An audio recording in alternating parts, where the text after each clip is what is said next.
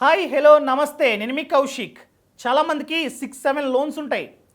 ఒక లోన్ వచ్చేసి బయట వడ్డీ వ్యాపారుల దగ్గర తీసుకుంటూ ఉంటారు.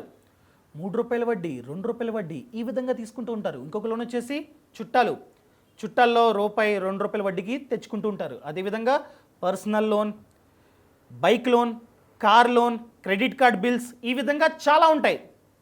ఇన్ని లోన్స్ ఉండడం వలన మనం కన్ఫ్యూజ్ అయిపోతూ ఉంటాం. దేనికి ఎంత కట్టాలో మర్చిపోతూ ఉంటాం. ఇప్పుడు ఒక లోన్ ఈఎంఐ 1వ తారీఖు, ఇంకొకటి 4వ తారీఖు, ఇంకొకటి 10వ తారీఖు ఈ విధంగా ఉంటాయి.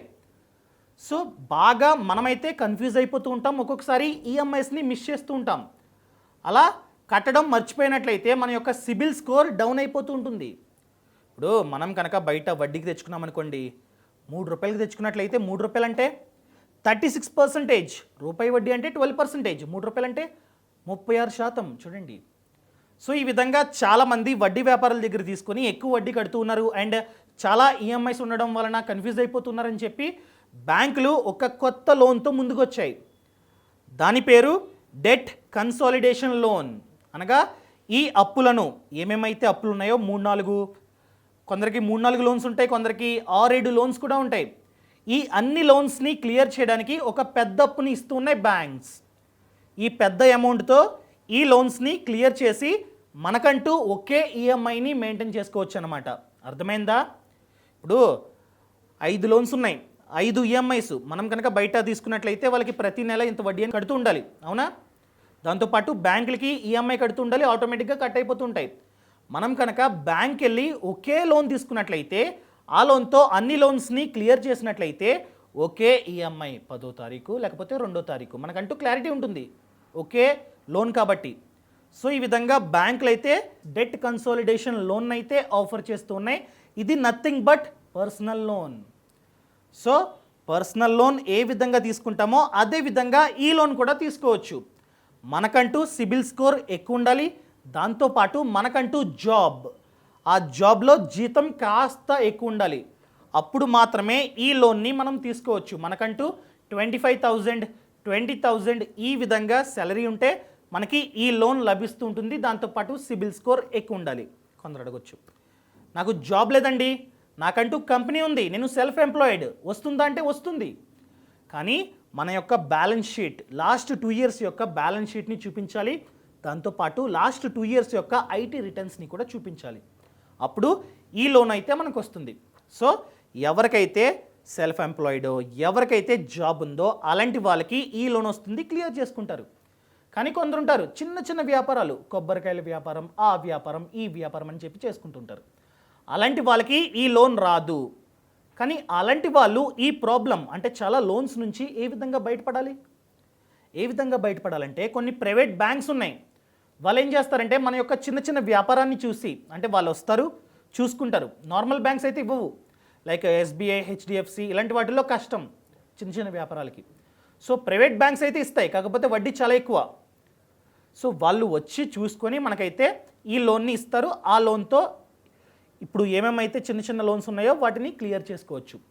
ఇప్పుడు మీరు అడగొచ్చు, అక్కడ వడ్డీ కట్టాలి, ఇక్కడ వడ్డీ కట్టాలి కదా అని చెప్పి. మనం కనుక బయట తీసుకున్నట్లయితే, అంటే వడ్డీకి తీసుకున్నట్లయితే వడ్డీ వ్యాపారుల దగ్గర ₹3 అంటే 36% ఆల్రెడీ చెప్పా. కానీ ఈ డెట్ కన్సాలిడేషన్ లోన్ అన్నది మనకి 14%, 16%, మ్యాక్స్ 20% అంతకీ లభిస్తూ ఉంటుందన్నమాట. ఇప్పుడు 36% ఎక్కడ, 15-14% ఎక్కడ. సో చాలా డబ్బుని మనమైతే ఆదా చేసుకోవచ్చు, ఒకే ఈఎంఐ కట్టుకోవచ్చు. ఇప్పుడు చిన్న వ్యాపారాల కోసం ప్రైవేట్ బ్యాంక్స్ అని చెప్పాను కదా, వాటిలో వడ్డీ ఒక 24% ఆ విధంగా ఉంటుంది. బెటరే కదా. బయట ₹3 అంటే 36%, కానీ ఇందులో ప్రైవేట్ సెక్టర్ బ్యాంక్స్లో 24%. ఓకే ఫైన్, చెక్ చేసుకోండి. ఇన్ కేస్ కనుక వడ్డీ ఎక్కువ ఉన్నట్లయితే తీసుకోకండి, వడ్డీ కాస్త తక్కువ ఉన్నట్లయితే కంపేర్ చేసుకొని తీసుకోండి. ఇప్పుడు అన్ని ఈఎంఐస్ కన్నా ఒకే ఈఎంఐ అంటే మనకంటూ స్ట్రాంగ్గా ఉంటాం, మనకంటూ పెద్దగా ఆలోచించాం, అవునా?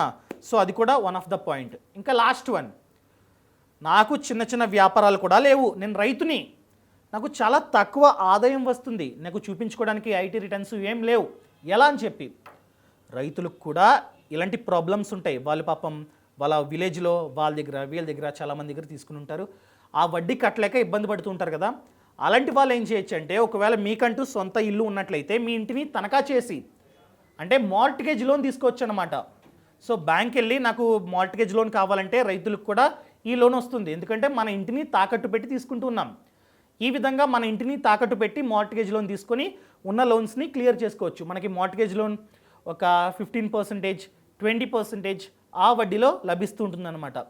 సో ఈ విధంగా 10 మంది దగ్గర వడ్డీ వ్యాపారుల దగ్గర తీసుకునే కన్నా వాళ్ళకి మంత్లీ అధికంగా వడ్డీ కట్టే బదులు ఒకే లోన్ ఇంటిని తాకట్టు పెట్టి బ్యాంక్ వెళ్ళి ఈ లోన్ తీసుకొని ఒక 20%కో లేకపోతే 15%కో తీసుకొని వాళ్ళకి కట్టేసి మొత్తం క్లియర్ చేసి మంత్లీ ఈఎంఐ కట్టుకుంటూ ఉంటే చాలు. ఫర్ ఎగ్జాంపుల్ మీరు రైతు అండి, మార్ట్గేజ్ చేశారు, మీ ఇంటిని తాకట్టు పెట్టారు, మీకు పిల్లలు ఉంటారు కదా, వాళ్ళని అడగండి.